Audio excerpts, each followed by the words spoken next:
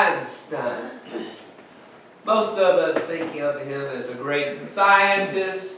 Don't know how much you've gotten into special relativity or general relativity, or whether you think we live in curved space or not, or whether you get higher, time passes higher, faster down here than it does up here. And so because of that, that's the reason we're leaning this way. Think about it. It's the reason time goes in the direction, because if it happened the other way, we would run time backwards. Y'all ever thought about it like that? No, Einstein stuff. Now, I love some of the things that he said through the years. For example, did you know that Einstein was a godly man for who he was and where even when some of his own formulas, of his own mathematics, suggested quantum mechanics and the randomness or uncertainty. Y'all ever heard of Heisenberg, uncertainty principle? Heisenberg was going down the road one day and a highway patrolman pulled him over and says, "Do you know you were going 85 miles an hour?" He said, "That's terrible. Now I don't even know where I am." Yeah, the more Heisenberg uncertainty principle, the more that you know how fast you're going, the less you know where you are, the more you know where it is, the less you know how fast it is. Oh, it's crazy. Get into that little world. Well, Einstein said, no, that uncertainty, that randomness. God does not toss dice. Y'all heard that quote before? God does not play with dice. So he sort of denied even some of what his own. One of my best quotes that I like from Albert Einstein is, "Imagination is more important than knowledge." I want you to think about that. Imagination is more important than knowledge. And really what he's talking about the human condition. He's talking about the way that we are. The way that, it happens between our ears before it happens out here.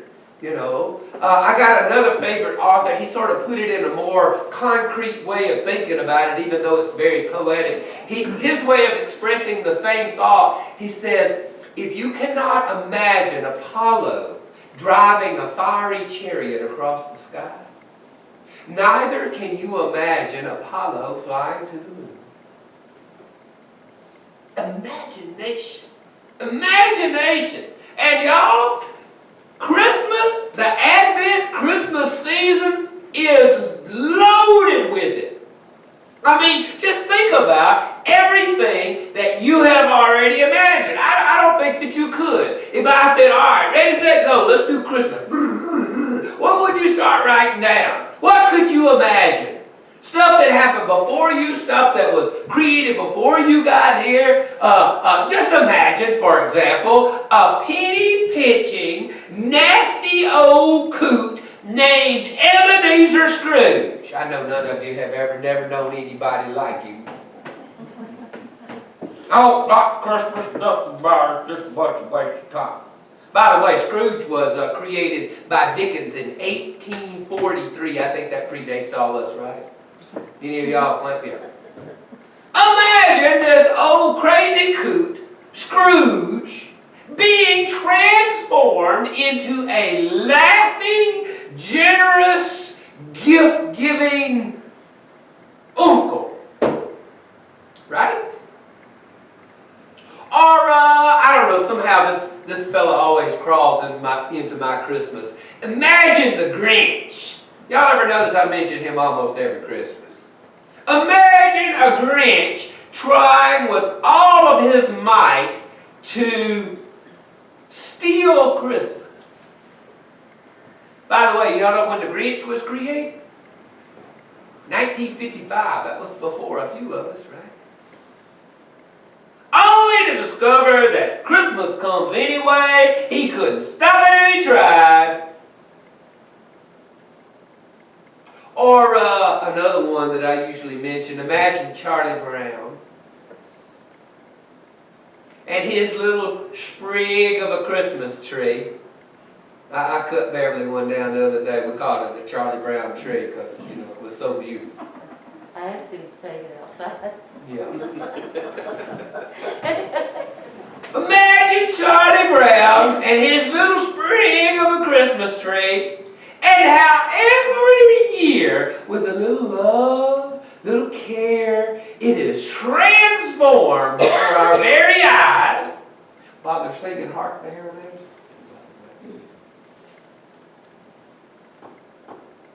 Or I don't know, imagine, old Saint Nick. When exactly was he created? Well, that's an argument, you see. Old Saint Nick, a big bag of toys for all the girls and boys. Flying reindeer. You know, of all the things at Christmas, when I was about 5 years old, that's what I had the most trouble with. Now, wait a minute, Mama. Flying reindeer. Yeah. Where are they in Easter time? Can't we have the Easter bunny show up with some reindeer? I mean, why just one day out of the year? I'd like to fly around in September.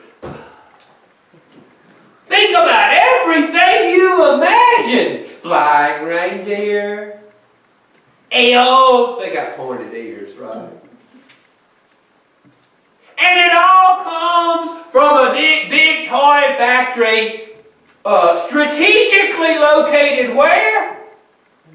At the North Pole. Heating bill must be outlandish. Where did all that come from? Or, I don't know, let's get a little bit more real. Imagine shepherds hearing angels sing.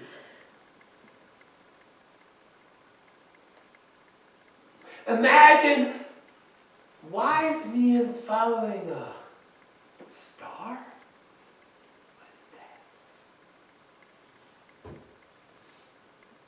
that? Imagine a manger becoming the birth throne of the Prince of Peace. Imagine Isaiah said, good news preached to the poor, broken hearts mended, captives released,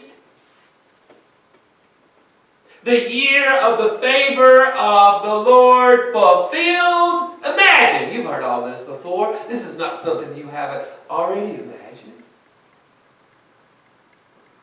Even the language. Imagine a day when people who mourn will wear a garland instead of ashes. What an imagination. A mantle of praise instead of a faint spirit. I need to take this out of my mouth, just like that. Breathe it. That was too much. Yeah. Imagine ruined cities being repaired as part of the dream. You know, crooked places made straight. Oh, let's see, what else? Destitute people decked out in wedding clothes. Imagine righteousness and praise springing up like new shoots in the garden. I can't wait. Imagine John the Baptizer said, one is coming who is so great that I'm not worthy to untie his shoes. Imagine one who will baptize you, soak you, okay? Saturate your life and your world with the Holy Spirit of God. I mean, just imagine, Old Testament scholar Walter Brueggemann writes that, and listen to this, pay attention. The task of prophetic imagination is to cut through the numbness, to penetrate the self-deception so that the God of endings is confessed as Lord. I say it like this. Our task during Advent is to allow that prophetic imagination, which comes from Isaiah and John the Baptizer and all kinds of places, Frosty the Snowman, to cut through the numbness of our lives. You understand Frosty's all about coming back again. You understand that? Y'all ever connected that? So that the God who comes to us in Bethlehem's manger can become our Lord.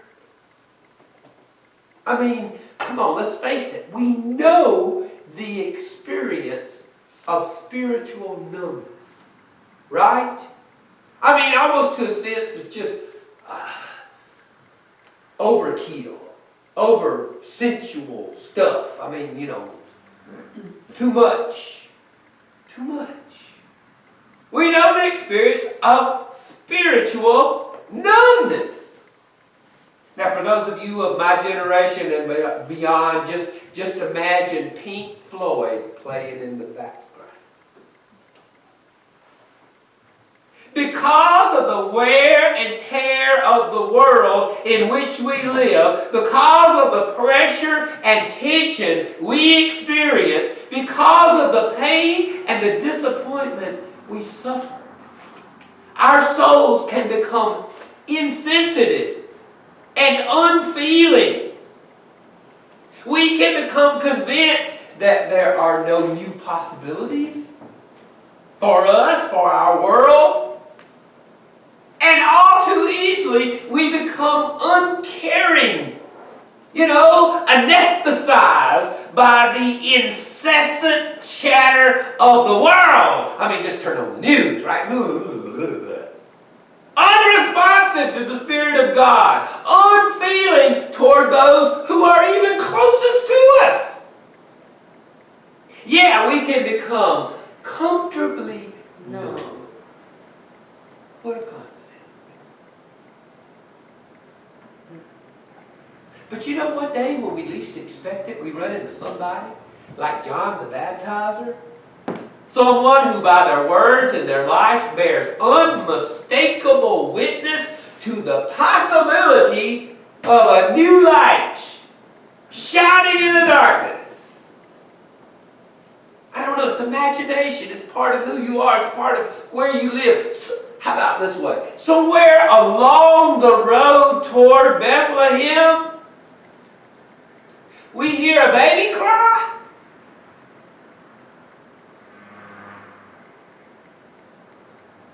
It cuts through the numbness. Or I don't know, out of some quiet, barren plain, imagination, we feel the flutter of angel wings.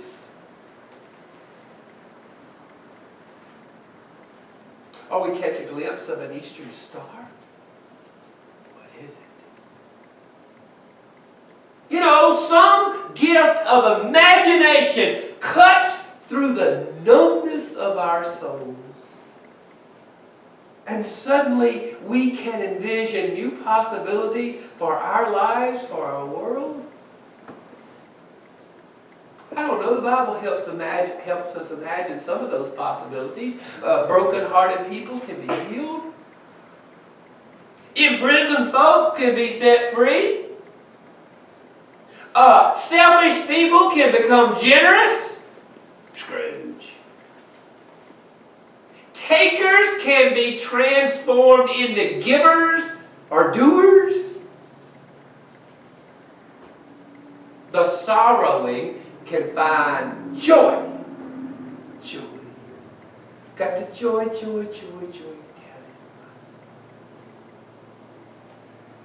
Nations who have lived on the assumption of war can dare to pray the Christmas angel's prayer. Peace on earth.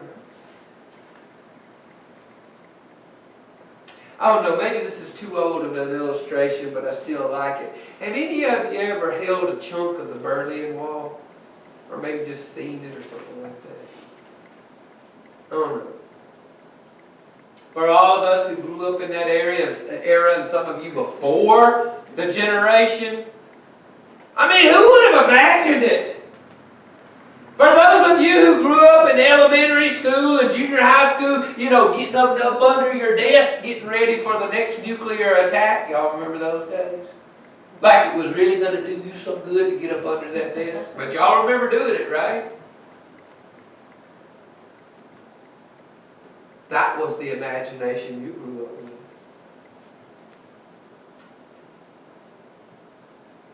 I mean, even when this took place, I mean, all the knowledge people, they were so preoccupied with the political and military assumptions of the Cold War era that really it took everybody by surprise.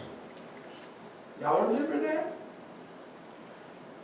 It's like when we least expected it, some little glimpse, some little light of divine imagination can actually cut through the political numbness of the world. And gives us a little bit of a glimpse, a new way of seeing our world.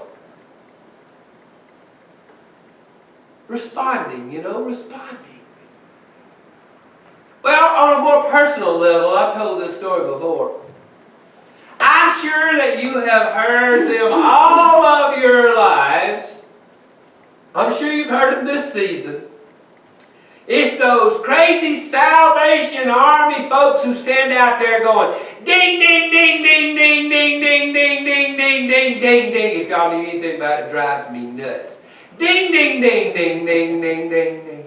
I'm not through. Ding, ding, ding, ding, ding, ding, ding, ding, ding, ding, ding. Heard it all my life. And I must confess that I have been known to hustle on by, avoiding eye contact with the ringer of the bell. Ding, ding, ding, ding, ding, ding, ding, ding, ding, ding. I don't know, maybe because everything's so different this year. Maybe it's because Christmas for most of us is... Y'all ever heard that song, I'm Dreaming of a Tight Christmas? I think that's it. But I remember a particular day when I heard that bell. Ding, ding, ding, ding, for like the first time. I mean, amid the bustle of rushing through and going in the buying presents and the pre-Christmas sales, and y'all remember Black Friday, it's Black whole week now, isn't it? Right. I don't know, it penetrated my numbness. It reminded me, there I was buying presents, making sure, I had all the right presents for all the right folks. Beverly wants some decorations. She didn't like my choice of tree, and I need to go find another. Maybe I got to go buy something. Oh, blah, blah, blah. Far from worried about all of that. Far from worried about buying the right gift for the right person. Folks were wondering what they would eat. It's like cold water in your face. Where they would find a diaper for their baby. Where they would spend the night. I don't know, I made a little promise to myself that day, a vow that I had no real intention of sharing with anyone, but hear it for what it's worth. It's not a big deal, it's not that much. But I said to myself that I would try to never again pass by one of those ding, ding, ding, ding, ding, kettles without emptying the change from my pocket or going back to my truck and picking up a few pennies. I mean, I know it's just change, The point is not the size of the gift. The point is that I am allowing the sound of that bell to touch my imagination. I'm allowing the sound of that ding, ding, ding, ding, ding, ding to cut through the numbness of my soul and give me a Christ-like compassion for the people around me to respond in some way. To respond.